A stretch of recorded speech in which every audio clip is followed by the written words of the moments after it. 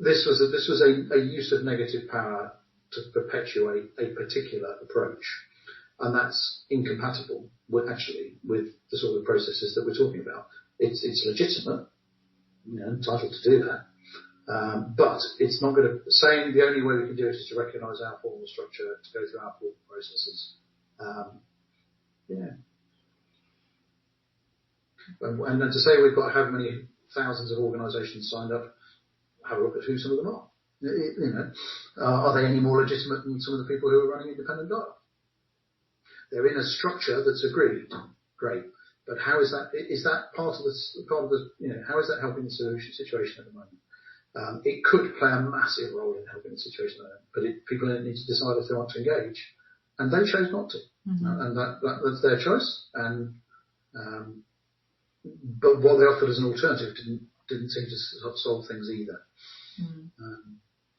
I didn't see any evidence in the national dialogue process or the independent dialogue process of large multinationals or the WEF determining, directing, shaping. There just was not. We said to dialogue conveners, you can choose your focus of attention to whatever you choose it to be. Within that, we're suggesting you create discussion topics on each table. You need to work out what those are.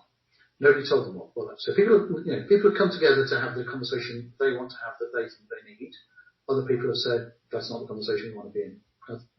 That's a matter for them. Hopefully, at some point they will, because their voice would probably be quite helpful.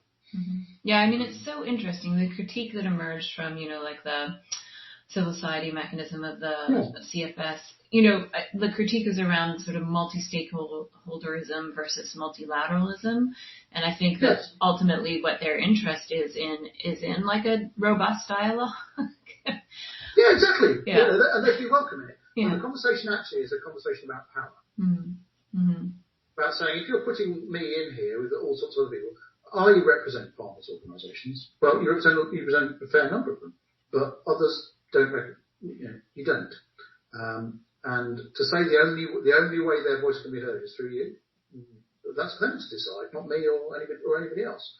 The fear in the multi-stakeholder conversation versus multilateral conversation is about power. Who's controlling it, and it gives it over to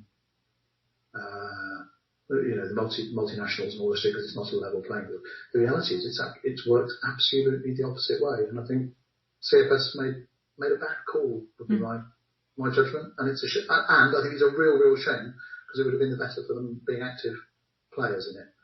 And there are countries where the bits of the CFS mechanism came to us and said, we want to be involved because we see this is going well, but you need to not say we're involved. I'm not going to answer that one. Okay. Yeah, I mean, that's so interesting. It'll be interesting to see how that plays out in the long term. So are you involved in like this hub that's going to sort of be evaluating the pathways that's getting set up? Is that Forestry engaged in that process at all? Forestry's role is to maintain the dialogue process. It's contracted until March to do that. That's not new. That was always before. And I would be unsurprised if it was contracted for the remainder of the year to maintain that sort of generative process. It's not for Forestry to analyse the pathways. There are other organisations with much better capacity and capability to do that, and they'll be the people that will be organising the hub, FAO, WFP, IFAD, World Bank, all these sorts of people can take a look at that. That's why the thing's in the public domain. It's not ours. Forestry don't own it.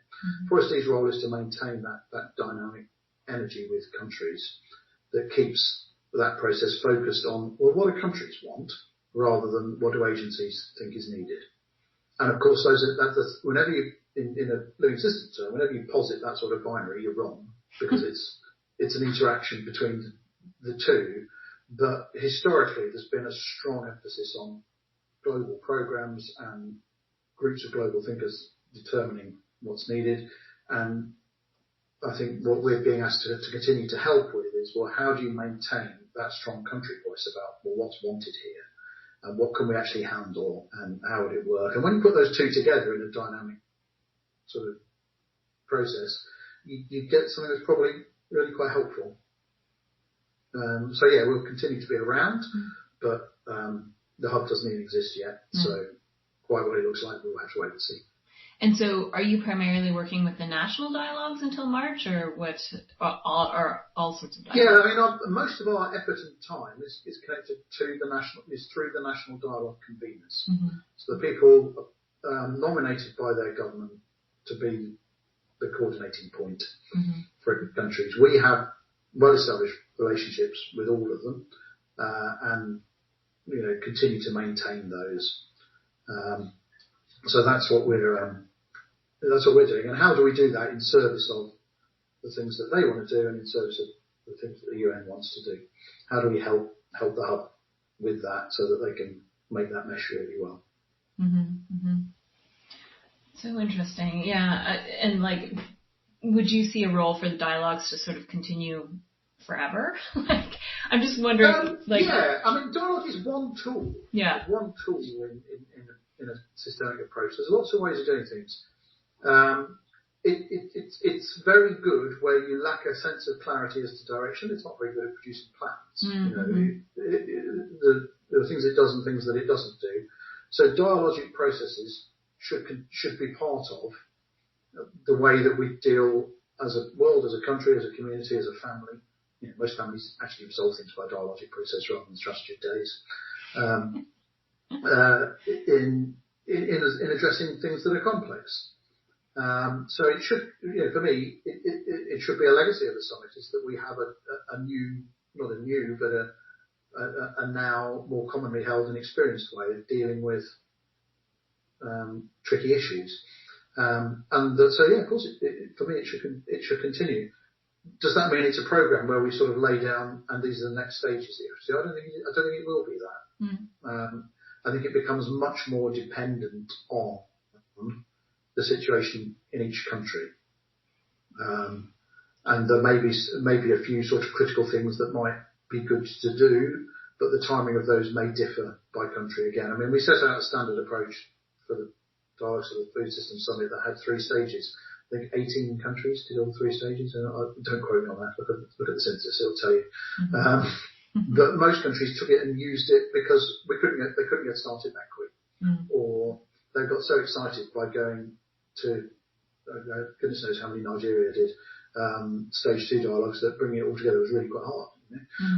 So it's a fluid thing. So I don't think it'll be as shaped as it was for the summit. If there's a Stocktake summit in 2 years, which is what the SG announced at the close of the last one, then it may come together more tightly around that. But I think there's always a thing with systems work, is you sort of bounce in and out of control. How much do you try and shape it? How much do you need to let it go? At the moment, it's in a sort of needs to maintain a sense of purpose, but it doesn't need to be pushed too hard. So I'm quite wary of investment plans and blah blah blah. Go talk to countries about what they need. Don't sit and analyse their pathways in abstract, but engage in a dialogue with them that says, okay, well, this is really interesting that you want to do this, but how on earth do you think you're going to pay for it? Then you're in the conversation you need to be in, because we can't fund that. We could fund this. Is that any use to you? Change the nature of the conversation, and you change the way the system behaves. Like a sense I'm getting as you're talking about complexity is just that there's a lot of, there's this tension between the idea that we need like simple narratives to shift the world. Like I hear that over and over again, and sort of the work I do is like we need a clear, simple narrative that people can rally behind, and versus like a lot of what you're saying is like we need to hold these contradictory things in tension. So how do you? You can reconcile those two things, and I think we would always have said a clear, simple narrative is helpful, but it's probably broad and it's probably distant. So how do we shape our food systems to make them sustainable and equitable by 2030? Because at the moment, women get a bad deal, smaller farmers get a bad deal,